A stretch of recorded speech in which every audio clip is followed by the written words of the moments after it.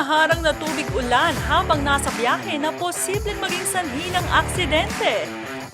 Hustle no more dahil maiiwasan yan sa tulong ng Koby Anti-Fog and Koby Anti-Rain. Unahin nating i-apply ang Koby Anti-Fog. I-shake muna bago gamitin. Spray sa malinis na basahan.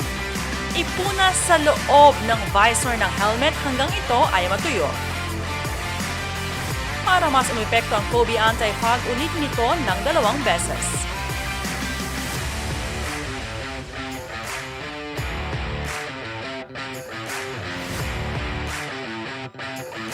After i-apply ang Koby Anti-Fog, isunod naman natin ang Koby Anti-Rain. I-shake muna bago gamitin. Spray sa malinis na basahan.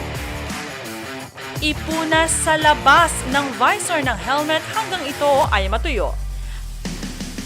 Para mas umepekto ang Koby Anti-Rain, ulitin ito ng 2 beses.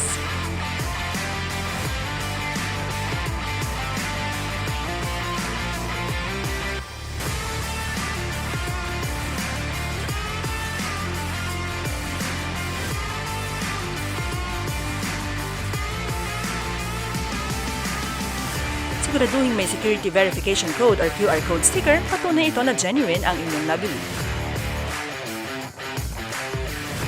Basta kay Koby, wala kang worry.